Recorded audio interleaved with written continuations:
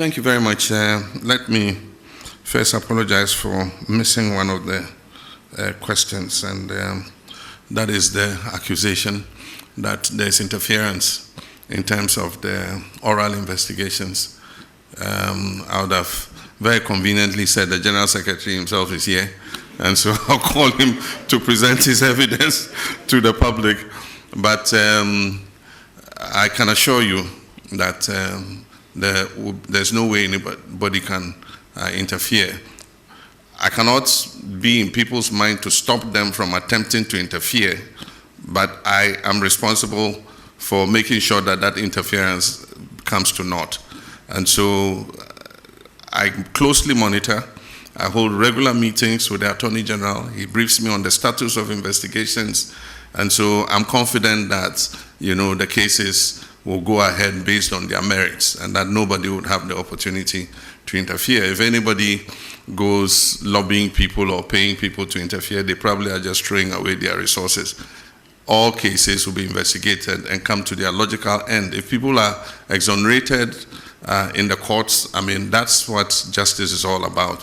We will do our part, and we're being painstaking in preparing the dockets, and that's why people are complaining that it's a bit slow. But you don't want to hurriedly take a docket to courts and have it thrown out on technicality. And that's why you need to make sure that by the time a docket is prepared and prosecution starts, you have a watertight case that will ensure that you get a conviction.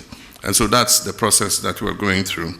There was also a question that was tied to water, but it also had to do with Galamsey. It says that the justification for water company asking for such a steep increase was because of the cost of treating the water. And I answered it in terms of the tariff, but not in terms of the Galamsey in the water. But in my statement, I indicated that we've just started with the Blue River Guards. We're training more and more of them. These are long expanses of water bodies. And so far, those we've trained are 600 and something. They are not enough to cover even the length of the Ankobra.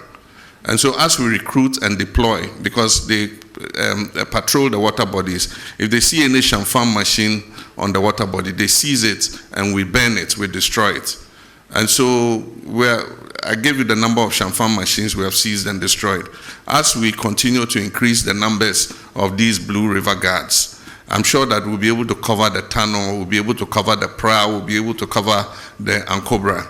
And we hope that then we will start seeing, some reduction in the turbidity of the water. But even more than those on the water bodies, the destruction is the forest reserves, because the rivers take their catchment areas from the water reserve. So if you destroy, from the forest reserve, if you destroy the forest reserve, the river or the stream will dry up, because where it takes its water source will no longer exist. And so that's why at the beginning of the struggle, I said our focus is going to be on the water bodies and the forest reserves. And then we can stretch out to other areas. So as we train more Blue River Water Guards, we would see an improvement in the turbidity levels of the waters. Bernard said, I'm in danger of becoming a supreme leader. Look in my face, do I look like a supreme leader? And that is to paraphrase Prof. Star Atamils, do I look like a cat hunter? Do I look like a supreme leader? I'm a Democrat through and through. And even when we attained 2/3 of Parliament, I said that we're not going to use it to ride roughshod over the minority, and that we're going to give opportunity for democracy to flourish. And so we don't intend to use our 2/3 majority to steamroll our democracy. We believe that even though the people of Ghana gave us that overwhelming majority, it wasn't meant to turn Ghana into a dictatorship. They gave it to us in order that we could carry out reforms to make our governance better.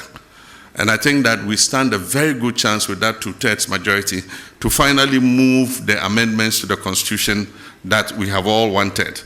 In the past, because of hung parliaments and all that, we couldn't make any progress, because there are some of those those amendments for which you need an overwhelming majority. And so Ghanaians have given us that opportunity and say, look, go ahead and do these things so that we can have a better constitution that will take Ghana for many more generations to come.